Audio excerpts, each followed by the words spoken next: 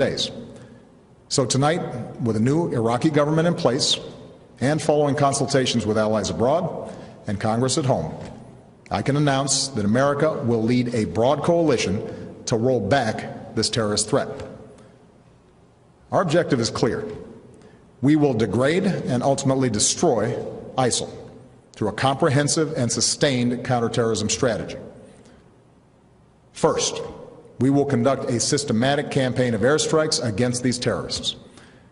Working with the Iraqi government, we will expand our efforts beyond protecting our own people and humanitarian missions so that we're hitting ISIL targets as Iraqi forces go on offense. Moreover, I've made it clear that we will hunt down terrorists who threaten our country wherever they are. That means I will not hesitate to take action against ISIL in Syria as well as Iraq. This is a core principle of my presidency. If you threaten America, you will find no safe haven.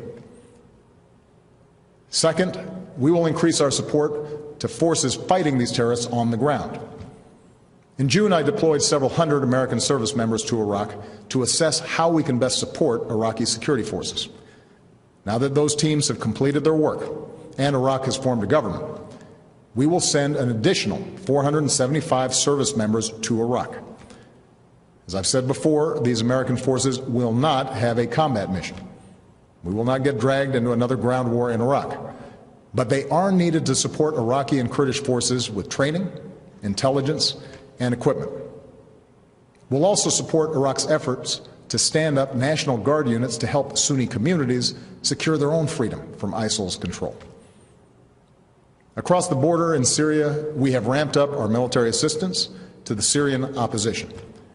Tonight, I call on Congress again to give us additional authorities and resources to train and equip these fighters.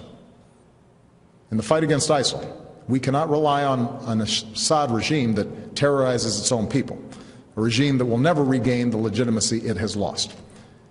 Instead, we must strengthen the opposition as the best counterweight to extremists like ISIL, while pursuing the political solution necessary to solve Syria's crisis once and for all. Third, we will continue to draw on our substantial counterterrorism capabilities to prevent ISIL attacks.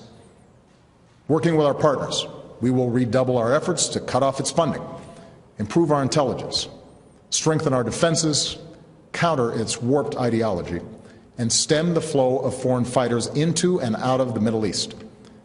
And in 2 weeks, I will chair a meeting of the UN Security Council to further mobilize the international community around this effort. Fourth, we will continue to provide humanitarian assistance to innocent civilians who've been displaced by this terrorist organization. This includes Sunni and Shia Muslims who are at grave risk, as well as tens of thousands of Christians and other religious minorities. We cannot allow these communities to be driven from their ancient homelands. So this is our strategy.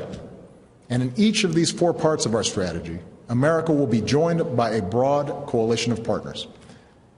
Already, allies are flying planes with us over Iraq, sending arms and assistance to Iraqi security forces and the Syrian opposition, sharing intelligence and providing billions of dollars in humanitarian aid. Secretary Kerry was in Iraq today, meeting with the new government and supporting their efforts to promote unity. And in the coming days, he will travel across the Middle East and Europe to enlist more partners in this fight, especially Arab nations who can help mobilize Sunni communities in Iraq and Syria to drive these terrorists from their lands. This is American leadership at its best. We stand with people who fight for their own freedom, and we rally other nations on behalf of our common security and common humanity. My administration has also secured